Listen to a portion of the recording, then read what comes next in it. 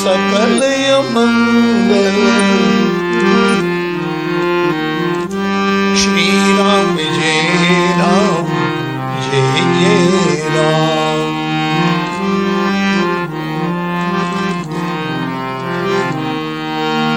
पवन तनय संतन हितकारी, पवन तनय हृदय विराजित अवध बिहारी, हृदय विराजित। श्री राम जय राम जय जय राम।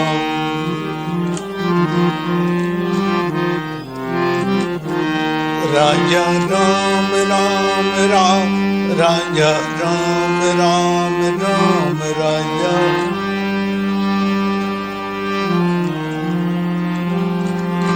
सीता राम राम राम, सीता राम राम राम, सीता।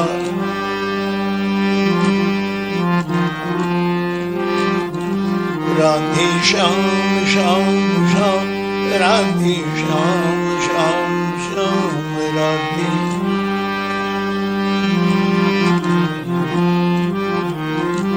बोलो भक्तवत्सल भगवान की। मंगल मूर्तये नमः, गणाधिपतये नमः। शांतं शाश्वतम् अप्रमेयमनघम्, निर्वाण शांति प्रदम्, ब्रह्मा शंभु फलेन्द्र सेव्य मनीषं, वेदांत वेद्यं विभुम्। रामाख्यं जगदीश्वरं, सुरगुरुं माया मनुष्यं हरिं, वन्देऽहं करुणाकरं रघुवरं भूपालचूडामणिं। वन्दे विदेहतनया पदपुण्डरीकम्, कैसौर सौरभ समाहृत योगी चित्तम्। हन्तुं त्रितापमनिशं मुनिहंस सेव्यं, सनुमानशाली परपीत परागपुण्यम्।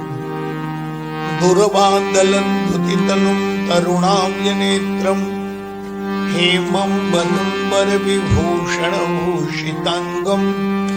कंदर्पकोटि कमनीय किशोर मूर्तिं, मूर्तिं मनोरथ भवं भज्ञानधीशम्। यत्र यत्र रघुनाथ कीर्तनं, तत्र तत्र कृतमस्तकाञ्जलिं। बाष्पवारि परिपूर्णलोचनं, मारुतिं नमत राक्षसान्तकम्। प्रभु समर्थ सर्वज्ञ शिव, सकल कला गुणधाम। योग ज्ञान वैराग्य निधि, प्रणत कल्पतरुणाम्। रामस्य भक्तमपरं पवनात्मजं तं, विप्रावतंशमपरं गुणज्ञानरूपम्। स्नेहं दयांच सततं शिरसा दधानम्, तब राम किंकर पदं सततं नमामः। श्री गुरु चरण सरोज रज, निज मन मुकुर सुधारि। वरणु रघुवर विमल जस, जो दायक फलचारि। बोलिए सियावर रामचंद्र भगवान की। राम सप्रेम कहो मुनि पाहि, नाथ कही हम के मग जाहि। मुनि मन बिहसी राम सन कहि, सुगम सकल मग तुम कहि। साथ लागी मुनि शिष्य बोलाए, सुनि मन मुदित 50 आए। सबनि राम पर प्रेम अपारा, सकल कहें मग तीख हमारा। मुनि बटुचार संग तब दीने, जिन बहु जन्म सुकृत सब कीने। करि प्रणाम मुनि आय सुबाई, प्रमुदित हृदय चले रघुराई। ग्राम निकट जब निकसहि आई, देखहि दरस नारि नर धाई। होहि सनाथ जन्म फल पाई, होहि दुखित मन संग पठाई। विदा की बटु विनय करी, फिरे पाई मन काम। उतरी नहाई जमुन जल जोश।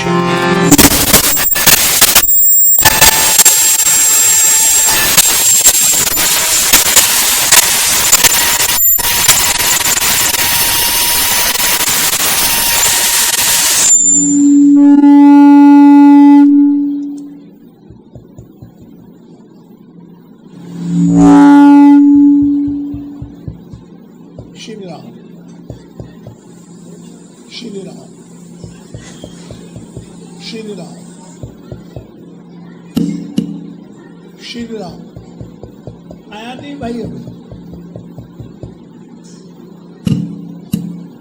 श्री राम। एक माइक चालू है, एक गड़बड़ है।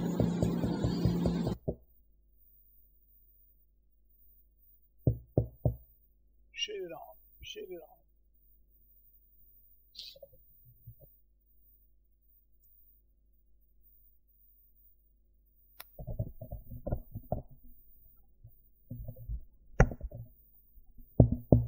श्री राम श्री राम श्री राम श्री राम श्री राम श्री राम श्री राम। प्रभु कथा रस के रसज्ञ श्रद्धालु श्रोतागण बंधु भक्तमी देवियों, आज कथा 7 बजे तक चली है और संत के द्वारा आपने कथा श्रवण की।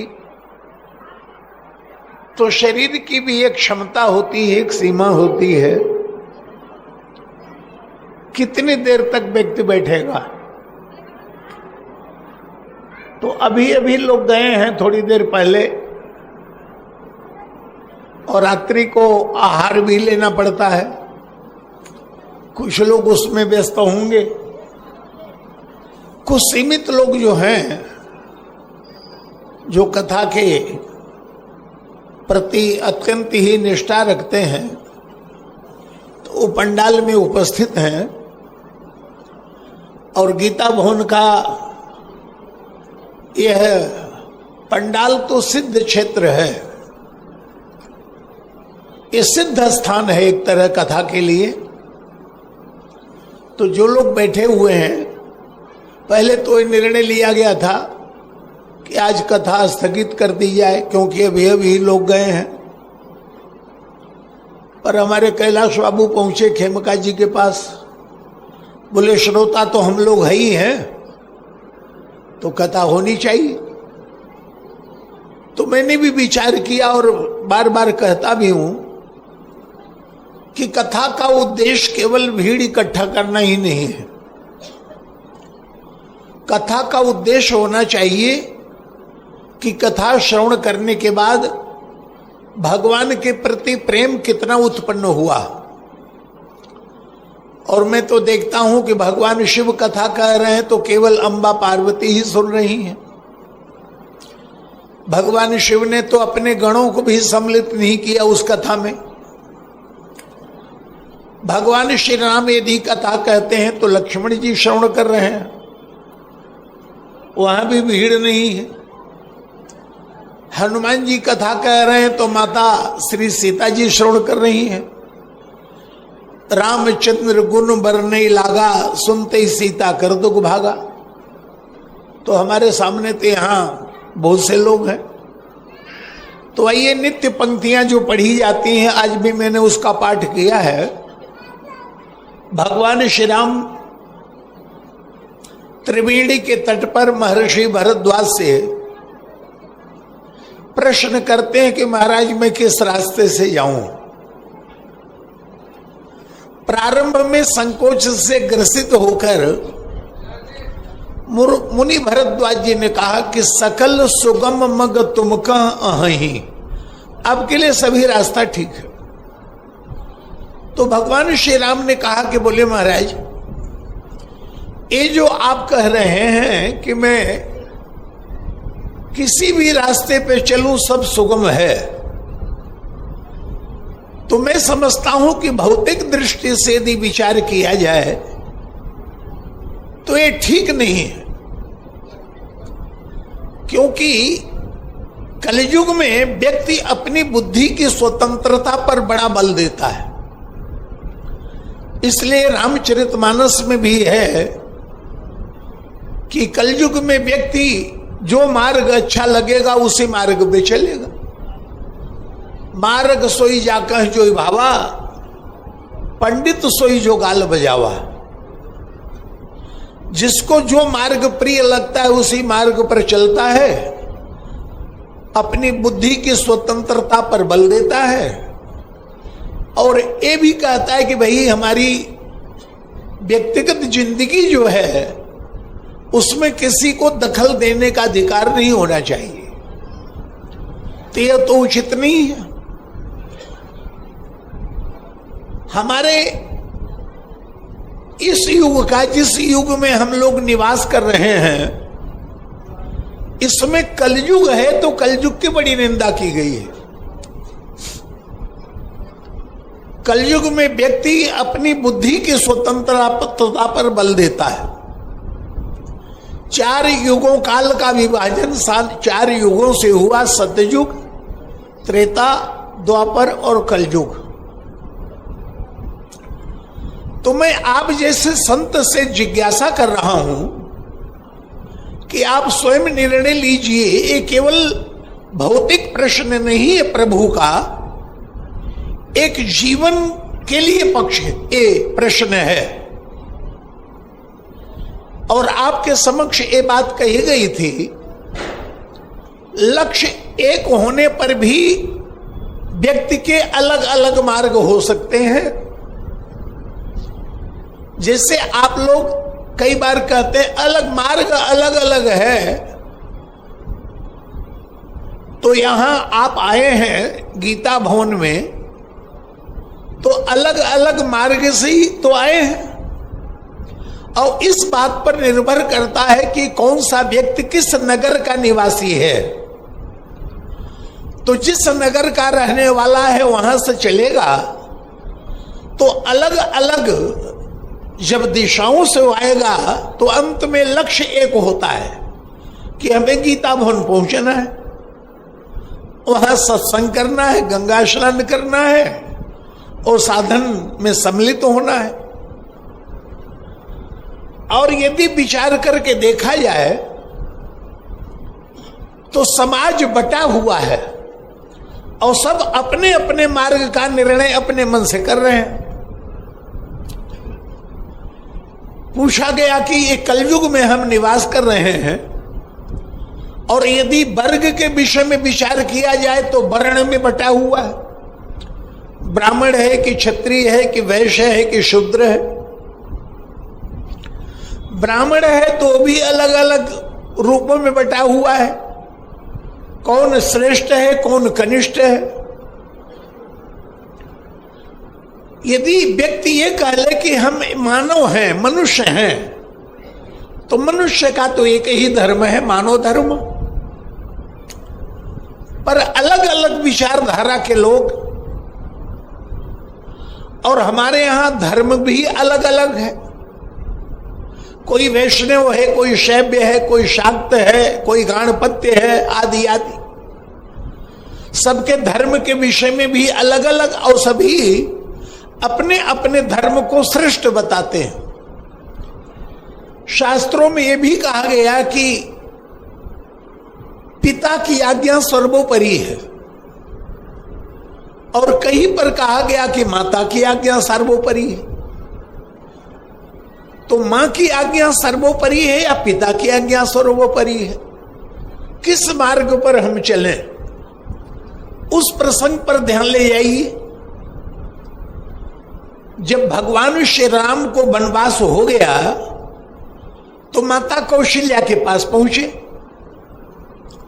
और जब उन्होंने कहा कि पिता दीन मोहि कानन राजू, पिताजी ने मुझे जंगल का साम्राज्य दे दिया है, तो मां कौशल्या समझ गई कि ये तो राम के बोलने की शैली है, जो कष्ट को भी वो सुख के रूप में वर्णन करना चाहते हैं ताकि मां को कष्ट न हो। तो अम्बा कौशल्या ने कहा, राम, यदि तुम्हारे पिताजी ने तुम्हें बन जाने के लिए कहा है तो मां की आज्ञा पिता से भी ऊपर होती है। तो जो केवल पितु आय सुताता, तो जने जाहु जानी बड़ी माता। मैं तुम्हें आदेश देती हूं कि तुम बिल्कुल वन में मत जाओ, इसमें धर्म का उल्लंघन नहीं है। अब तो भगवान श्री राम के सामने बड़ी समस्या खड़ी हो गई, लेकिन मां कौशल्या ने उस धर्म को इतना सरल बना दिया कि राम का संकट दूर हो गया। मां ने कहा कि तुम्हारे पिता के साथ साथ यदि मां कैकेयी ने भी कह दिया है तो जो पितु मां तू कहू बन जाना, तो कानन सत अवध समाना। मैं आशीर्वाद देती हूं कि वो बन तुम्हें सत सत अयोध्या से भी अधिक सुख देने वाली हो। और कहीं पिता की आज्ञा को सर्वोपरि बताया। ननिहाल से लौटकर जब श्री भरत आए तो गुरु वशिष्ठ के द्वारा विशिष्ट जनों की एक सभा का आयोजन किया गया और उस विशिष्ट सभा में गुरु वशिष्ठ ने पहले ब्राह्मण, क्षत्रिय, वैश्य और शूद्र के धर्म का प्रतिपादन किया और उसके बाद आश्रम धर्म की मर्यादा की बात कही और घुमा फिरा कर ब्राह्मण कैसा होना चाहिए, क्षत्रिय कैसा होना चाहिए, वैश्य कैसा होना चाहिए, शूद्र कैसा होना चाहिए, सबका वर्णन किया। आश्रम, ब्रह्मचर्य, वानप्रस्थ, संन्यास इत्यादि का वर्णन करने के बाद महाराज दशरथ के ऊपर आ गए और लगे धर्म की व्याख्या करने। और उसमें उन्होंने ये बताया कि पिता की आज्ञा सर्वोपरि है। और भरत से कहते हैं अहि न होब, इस समय वर्तमान में है कहीं नहीं और शायद भविष्य में होगा भी नहीं। अहि न होब न अबोह निहारा और भूप भरत जस पिता तुम्हारा। तुम्हारे पिता कैसे महान थे। तजे राम जेहि बचन ही लागी। धर्म के प्रति इतनी आस्था थी महाराज की कि धर्म के कारण राम जैसे बेटे का त्याग कर दिया। लेकिन राम के प्रेम में शरीर का भी परित्याग कर दिया। जिसने अपने जीवन में धर्म और प्रेम दोनों का निर्वाह किया हो, भरत ऐसे पिता के वचन को तुम स्वीकार कर लोगे तो मैं कहूंगा कि धर्म में तुम्हारी बुद्धि बिल्कुल ठीक है। और जैसे किसी न्यायालय में कोई मुकदमा आवे और वो जटिल हो तो अगले न्यायालय का उदाहरण दिया जाता है कि अमुक अमुक न्यायालय में इसी प्रकार का मुकदमा आया था और उसके ऊपर ये निर्णय दिया गया। तो भरत तुम्हारे लिए पिता की आज्ञा कोई पहली आज्ञा नहीं। तुमसे पहले के जो पूर्व पुरुष हुए हैं उन्होंने पिता की आज्ञा को महत्व दिया। और उदाहरण क्या दिया? बोले परशुराम पितु आज्ञा राखी, मारी मातु लोग सब साक्षी। परशुराम ने अपने पिता की आज्ञा मानकर अपने मां की गर्दन काट दी। दूसरा उदाहरण, तनय जयाति ही यौवन दयऊ, और पितु आज्ञा अघ अजसन भयऊ। आयाति ने अपने पुत्र से उसकी युवावस्था मांग ली। यद्यपि निंदनीय है कि पुत्र की जवानी पिता ले ले और भोगों में लग जाए और पुत्र को वृद्धावस्था में डाल दे, तो ये उचित तो नहीं है। लेकिन पिता की आज्ञा थी, न तो पापी ही लगा, न समाज में अपयशी हुआ। और तुम्हारे लिए तो इतनी कठिन आज्ञा है नहीं, तुम्हें तो राज्य स्वीकार करना है। और सदा के लिए यदि राज्य स्वीकार नहीं कर सकते तो कोई बात नहीं। राम के प्रति यदि प्रेम है तो तुम्हारे पिताजी ने 2 आज्ञा दी। एक आज्ञा में राम को बन और दूसरी आज्ञा में तुमको ये राज्य दिया गया है। तो राय राजपद तुम कह दी ना, और पिता वचन चाहिए कि ना। और याद रखो, एक आज्ञा तो मानी राम ने, दूसरी आज्ञा मान लो तुम। सदा के लिए राज्य स्वीकार नहीं करना चाहते तो जब तक राम का वनवास काल है तब तक स्वीकार कर लो। राम वापस आ जाएंगे तो सौंपे हुए राज राम के आए, तो यहां तो पिता की आज्ञा का पालन हो जाएगा कि राज्य की व्यवस्था तुम चला रहे हो, और राम आ जाएंगे तो राम को अर्पण कर दोगे तो यहां धर्म का भी पालन होगा, और राज्य राम को अर्पण कर दोगे तो प्रेम का भी पालन हो जाएगा। कितने तर्कपूर्ण ढंग से गुरुजी ने अपनी बात रखी, लेकिन श्री भरत ने स्वीकार नहीं किया। श्री भरत, वैसे देखा जाए तो ये भी कहा गया अनुचित उचित विचार तजे। चाहे पिता उचित कहे चाहे अनुचित कहे, विचार को छोड़ देना चाहिए।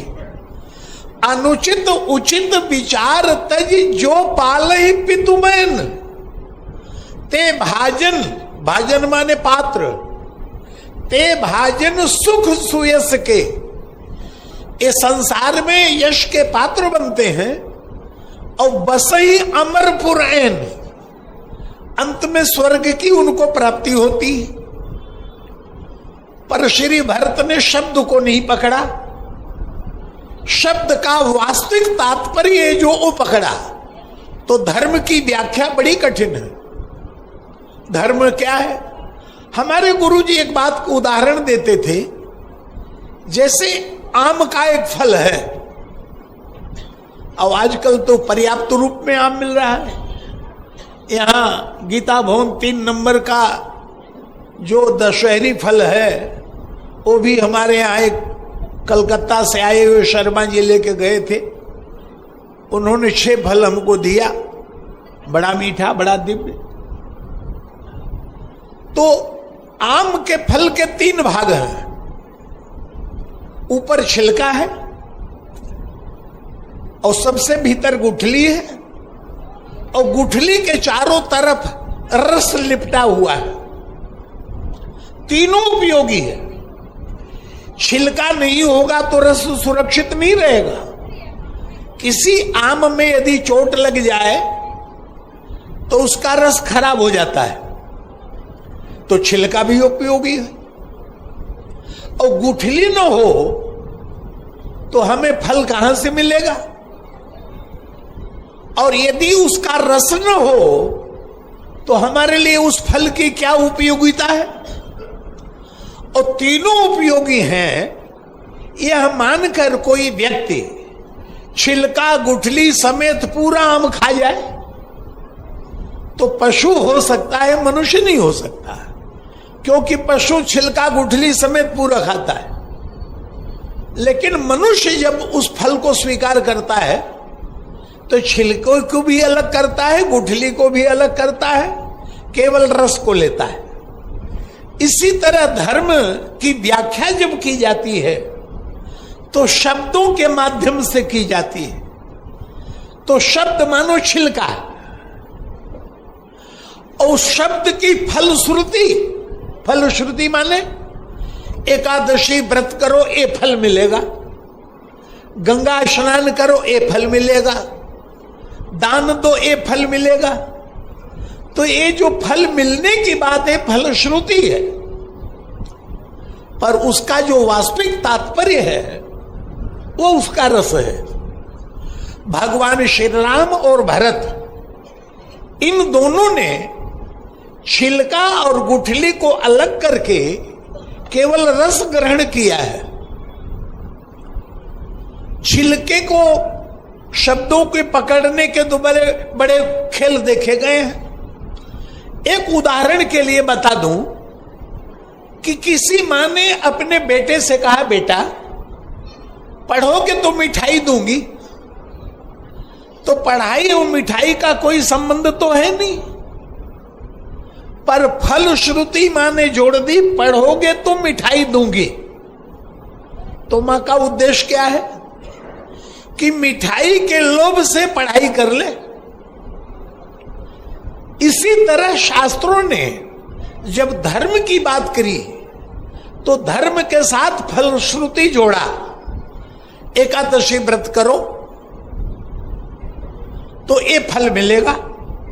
ये उसी प्रकार से जैसे मां कह रही पढ़ाई करो तो मिठाई दूंगी, तो एकादशी करो तो ये फल मिलेगा, गंगा स्नान करो तो ये फल मिलेगा। तो शास्त्र ने जब फलश्रुति जोड़ा तो शास्त्र का उद्देश्य यह है कि फलश्रुति के लोभ से वो धर्म का कार्य कर ले। एकादशी व्रत करेगा तो व्यक्ति उसका स्वास्थ्य ठीक रहेगा और भजन में मन लगेगा, भगवान भी प्रसन्न होंगे। गंगा स्नान करेगा तो गंगा श्री हरि के चरणों से निकली है, वो उस ब्रह्म द्रव का जो स्पर्श होगा तो शरीर पवित्र और निर्मल होगा। तो फलश्रुति जोड़ दी। लेकिन यदि बालक मिठाई के लोभ से पढ़ाई कर ले तब तो मां का उद्देश्य पूरा, पर किताब खोल के बैठ जाए और पढ़ाई करे नहीं और चिंतन करे मिठाई कब आ रही, मिठाई कब आ रही, मिठाई कब आ रही, तब तो उस मिठाई ने पढ़ाई भी खत्म कर दी। फलश्रुति में ही इतनी आसक्ति न हो कि व्यक्ति वह कार्य करने के लिए तैयार न हो। शब्दों के पकड़ने के ऐसे ऐसे खेल देखे गए हैं। प्रसंग आता है कि भगवान श्री राम के से महाभारत में वर्णन है, जो शब्द मुंह से निकला उसका पालन करना ही धर्म है। ये महाभारत का धर्म है, शब्द मुंह से निकला और उसका पालन करना धर्म है। और इसी संदर्भ में मैं आपको याद दिला दूं, अर्जुन ने प्रतिज्ञा की थी कि कोई मेरी निंदा करेगा मैं सहन कर लूंगा, पर मेरे गांडीव की निंदा यदि किसी ने की तो उसका मस्तक काटूंगा। और एक क्षण ऐसा आया, कर्ण के बाणों से व्यथित होकर युधिष्ठिर शिविर में पड़े थे। अर्जुन को पता चला कि हमारे अग्रज घायल हो गए हैं, तो देखने के लिए आए। अर्जुन को आया हुआ देखकर युधिष्ठिर को लगा कि कर्ण को मार के आ रहा है। बोले चलो अच्छा हुआ अर्जुन तुमने कर्ण को मार दिया। अर्जुन ने कहा अग्रज आपको घायल जानकर मैं आपको देखने आया हूं, कर्ण अभी मारा नहीं है। युधिष्ठिर उत्तेजित हो गए, बोले कर्ण को नहीं मारा तो गांडीव नहीं, वीरता की चिता लेकर घूमता है। इतना सुनना था कि म्यान से तलवार खींची और गर्दन काटने के लिए चले। भगवान कृष्ण न होते तो काट ही देते। भगवान कृष्ण ने रोका, बोले क्या कर रहे हो? बोले प्रभु मैंने प्रतिज्ञा की है कि मेरे गांडीव की निंदा करेगा उसकी गर्दन काटूंगा, तो अपने शब्द की रक्षा के लिए इनकी गर्दन मुझे काटनी पड़ेगी। तो उस समय भगवान कृष्ण ने धर्म की व्याख्या की। बोले अपने बड़ों की गर्दन तलवार से नहीं काटी जाती,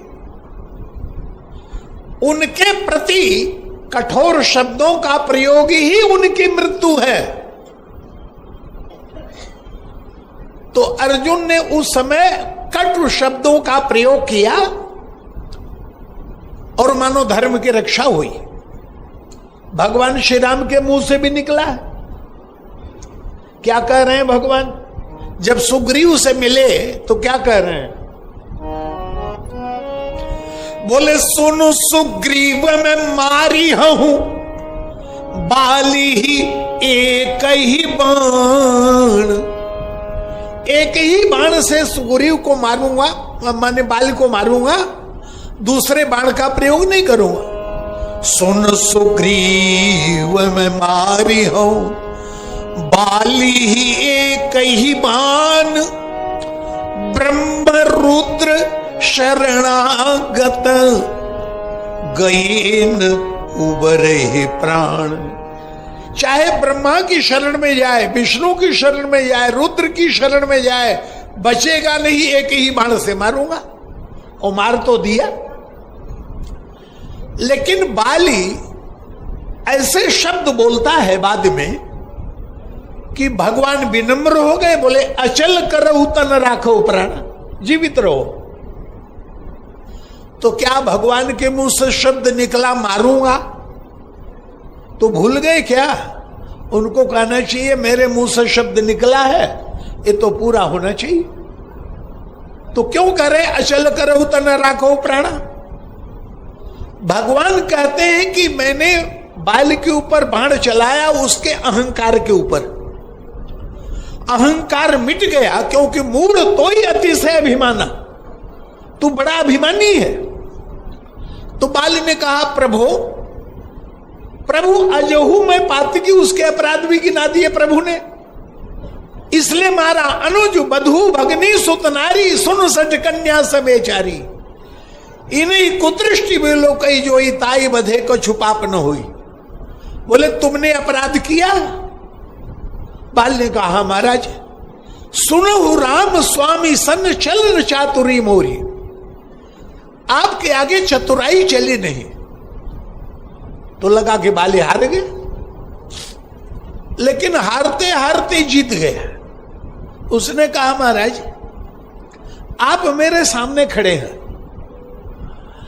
और मैंने सुना है कि परमात्मा जब सामने आता है तो करोड़ों करोड़ों जन्मों के पाप नष्ट हो जाते हैं। सन्मुख होई जीव मोहि जबहि, जन्म कोटि अघ नासौ तबहि। तो प्रभु आप मेरे सामने खड़े हैं, फिर भी मैं पापी बना हूं। तुरंत तो भगवान विनम्र हो गए।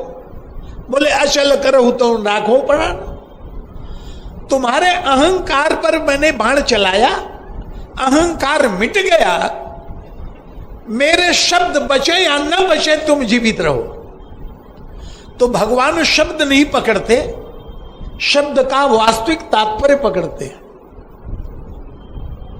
भगवान श्री राम ने यह भी कहा था एक ही बाण बने, जिस बाण से मैंने बाली का वध किया उसी बाण से सुग्रीव को मारूंगा। जे ही साय को मारा मैं बाली, ते ही सर रहता हूं मूड का काली। ये भी मुंह से शब्द निकला, लेकिन सुग्रीव को मारा नहीं, बल्कि सुग्रीव को पुनः अपनाया। तो शब्द को पकड़ते तो बोले शब्द मुंह से निकला है तो मारूंगा, लेकिन नहीं। मैंने कहीं पढ़ा था, अपने गुरुजी से भी सुना था कि कोटा या बूंदी के राजा ने एक बार प्रतिज्ञा की कोटा के राजा ने, जब तक बूंदी का किला नहीं जीत लूंगा पानी नहीं पीऊंगा। युद्ध प्रारंभ हो गया। पता चला कि भाई एक ही दिन में तो किला जीता नहीं जाएगा। अब प्यास के मारे मरने लगे। तो किसी मंत्री ने सलाह दी कि कोई बात नहीं, एक नकली किला कागज का बनाकर उसको तोड़ के पानी पी लीजिए। और राजा ने ऐसे ही किया। एक नकली किला बनाया गया और फिर राजा ने तोड़ा और पानी पी लिया। असली किला नहीं तो नकली ही सही। और राजा ने कहा मेरा धर्म बच गया, क्योंकि प्रतिज्ञा की थी किला तोड़ के ही पानी पीऊंगा, तो पी लिया। शब्दों के ऐसे पकड़ने के खेल देखे गए हैं कि प्रसंग आता है कि समुद्र के तट पर जब पार जाने की बात आई तो वहां पर संपाति से मिलन हुआ, जो जटायु के भाई हैं। पहले तो बानरों ने कहा कि भाई यहां न सुध सीता कह पाई और वहां गए मारे ही कपराई, क्योंकि सुग्रीव ने सीता जी की खोज के लिए समय निश्चय कर दिया था कि 15 दिनों के अंदर कोई बिना पता लगाए आ गया, कोई बात नहीं। लेकिन 1 महीना बीत गया और बिना पता लगाए वापस आया, तो बीते अवधि आव जो कोई मोरे करता कर बध होई, मेरे हाथों से मारा जाएगा। तो इसमें कायरों की परीक्षा हो गई। उन लोगों ने कहा इतनी दूर चलो कि 15 दिन के अंदर लौट आवे। सीता जी मिल गई तो ठीक है, नहीं तो प्राण तो बचा ही लेंगे। सीता जी हैं भक्ति। भक्ति को प्राप्त करने के लिए समय सीमा निश्चित की गई। हम लोग भी तो करते हैं, इतने दिन भजन करेंगे, भक्ति मिल गई तो ठीक है, नहीं तो वापस आ जाएंगे फिर अपनी जगह जैसे है। तो कायर लोग वापस आ गए। लेकिन दक्षिण दिशा में जो गए वो तो समय बीत गई। तो बोले यहां न सुध सीता कह पाई, और वापस गए तो भी नहीं बचेंगे। सामने समुद्र है, यदि हम पता लगावे लंका में प्रवेश कैसे करें, समुद्र में डूब के मर जाएंगे। और उधर लौट के जाएंगे तो वहां